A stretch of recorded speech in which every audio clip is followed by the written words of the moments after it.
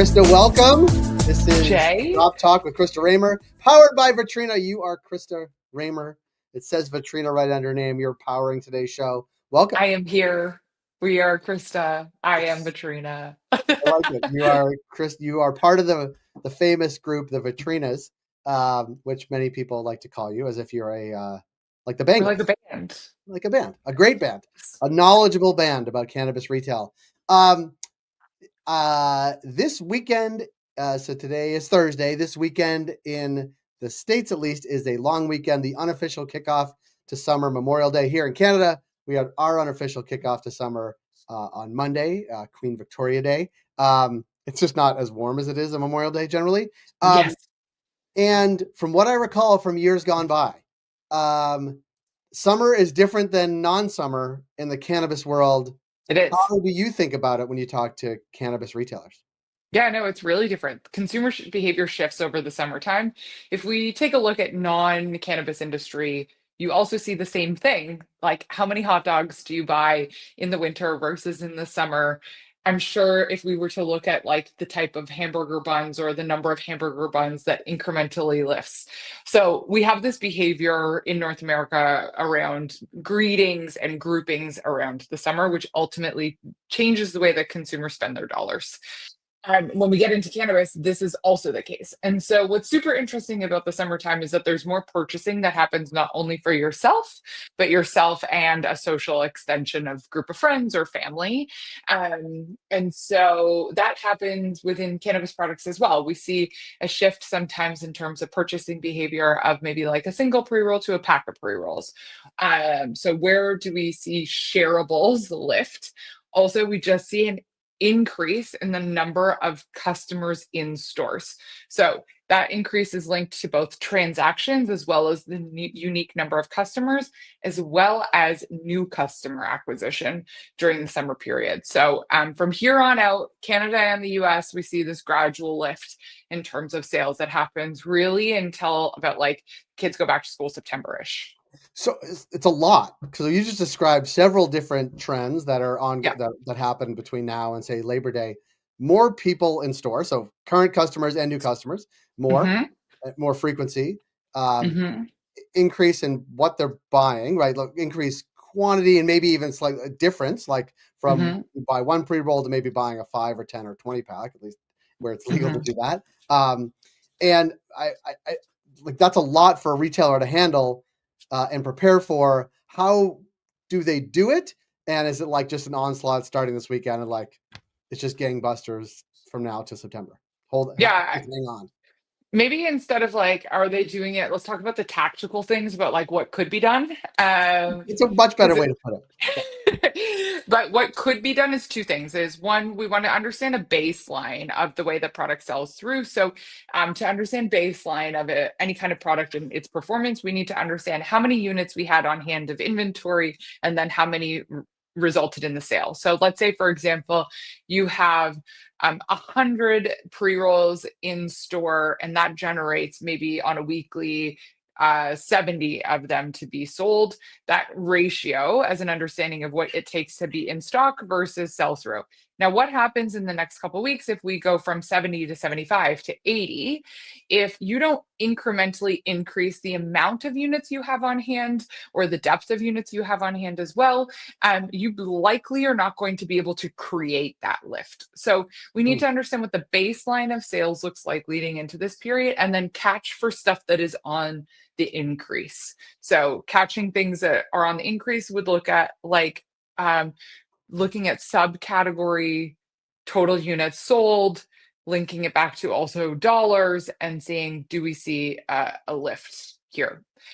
Which then we need to understand if we informed it with promotions or if there is like actually just incremental lift, two different things. Second thing would be to take a look at the months take a look at results from last year and say what percentage of revenue came out of June, July, and August comparative to the rest of the year. Depending on the state, in some northern states where we see winter conditions, we see almost like a 1% lift of total sales that happens in those 3 months versus non-summer months. So just like anticipating that and then turning it around and translating it back into dollars. So if we are, for example, expecting to do north of $3 million this year, what percentage of revenue is going to come out of June, July, and August?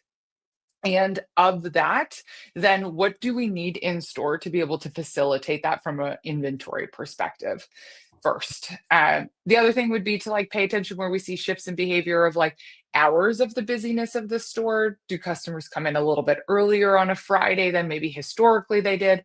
And so that would be a call to like watch for the team in place, making sure that we've got the right staffing to balance out the needs of the customers.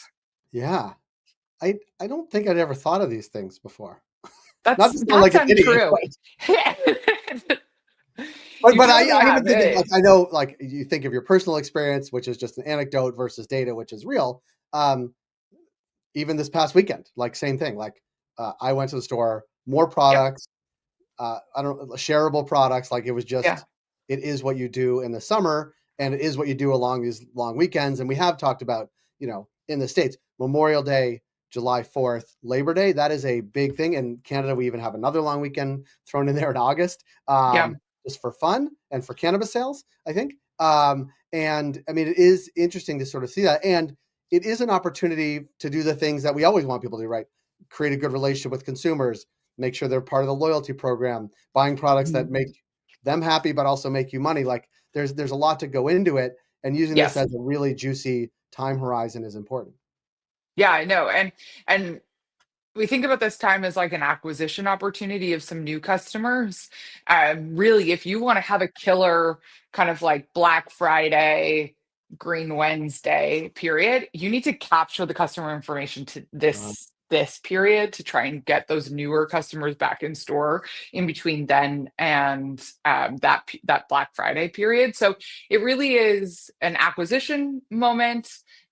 Sometimes people are changing their behavior, going in a different direction than what they usually do for whatever reason, or say, for example, involved in some sports. And so we also see shifts in terms of day purchasing, hour purchasing to some extent, experienced more by some stores than others. But all things to kind of note is that we can't go into June, July, and August thinking that the store has the same type of performance as January, February, March. It is fundamentally different.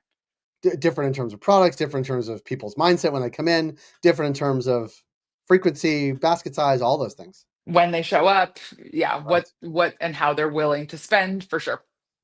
Can I ask you a question that I know is a touchy subject to a lot of our listeners, watchers, readers? And earlier Sure. this week, we had on the head of cannabis for the Boston Beer Company, which is Canadian position because they have beverages on shelves within the regulated cannabis space here in Canada, which is Yes. what we talked about.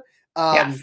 In the States, however, many states also are now the cannabis side of things in a dispensary setting are competing with hemp-derived THC beverages in particular Yeah. outside of that realm. Like, have we seen that impact, certainly this type of season, where beverages just, I don't know, either are not moving or much lesser extent than they ever were before in a dispensary setting? It's really noisy. And it's really noisy because it's not only beverages. So there are other products that are existing within the hemp market. For example, edibles in some places, some level of like pre-rolls, vapes, like it's very noisy. What we can see from the data so far is that it does look like there are customers who are splitting their transactions between, say, for example, the hemp industry and the cannabis industry.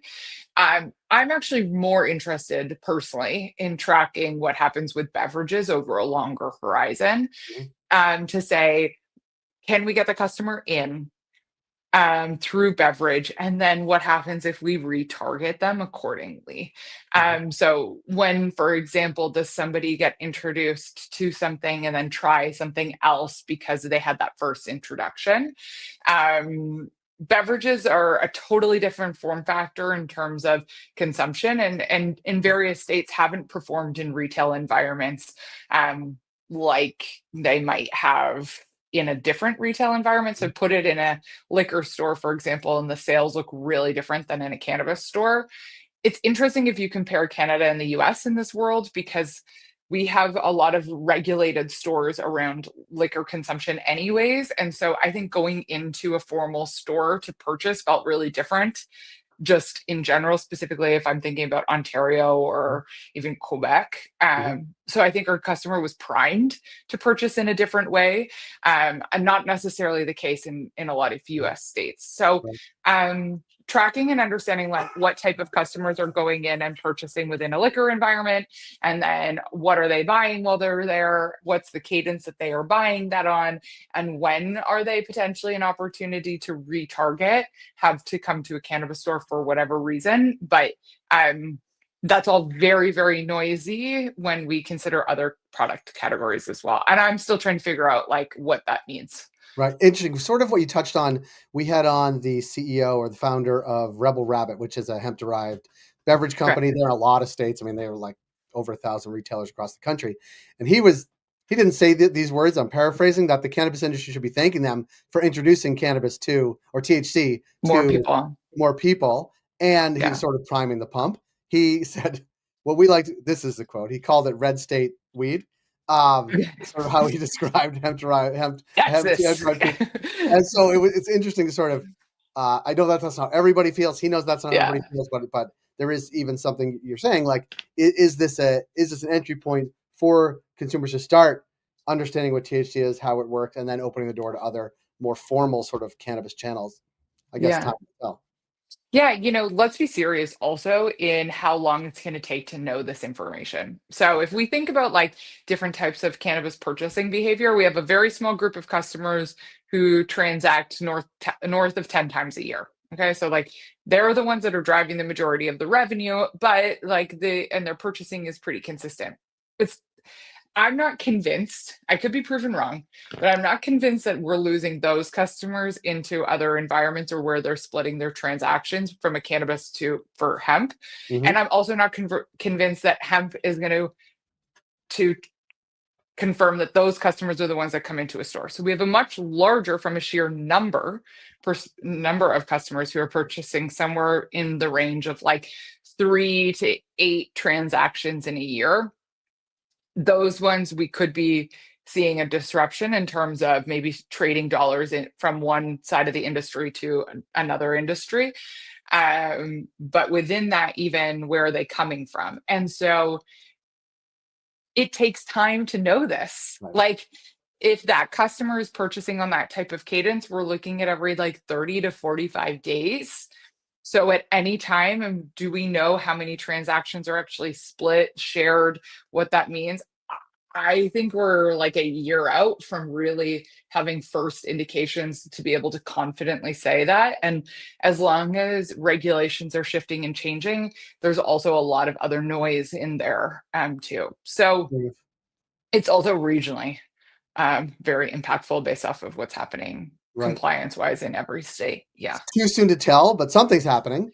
We can imagine, and we Yeah. will, over time, we will learn and know more.